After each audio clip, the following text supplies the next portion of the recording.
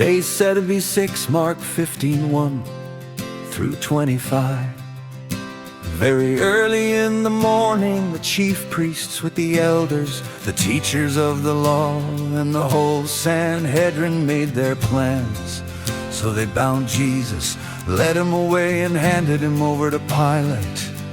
"Are you the king of the Jews?" asked Pilate.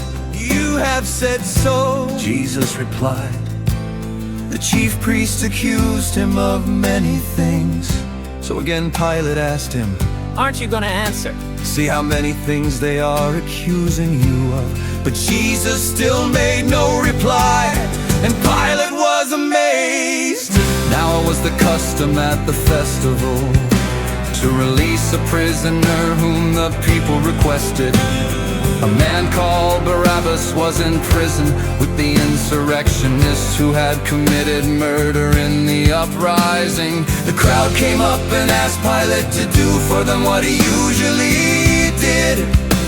"You want me to release to you the king of the Jews?" asked Pilate, knowing it was out of self-interest that the chief priests had handed Jesus over to him. But the chief priests stirred up the crowd to have Pilate release Barabbas instead. "What shall I do then with the one you call the king of the Jews?" Pilate asked them. "Crucify him," they shouted. "Why? What crime has he committed?" asked Pilate. But they shouted all the louder, "Crucify him!" Pilate, wanting to satisfy the crowd, Pilate released Barabbas to them. He had Jesus flogged and handed him over to be crucified. The soldiers led Jesus away into the palace, that is, the praetorium, and called together the whole company of soldiers. They put a purple robe on him, then twisted together a crown of thorns and set it on him.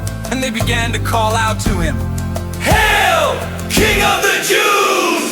Again and again they struck him on the head with a staff and spit on him. Falling on their knees, they paid homage to him. And when they had mocked him, they took off the purple robe and put his own clothes on him. Then they led him out to crucify him. A certain man from Cyrene, Simon, the father of Alexander and Rufus, was passing by on his way in from the country, and they forced him to carry the cross. They brought Jesus to the place called Golgotha, which means the place of the skull. Then they offered him wine mixed with myrrh, but he did not take it. And they crucified him, dividing up his clothes. They cast lots to see what each would get. It was 9 in the morning when they crucified him.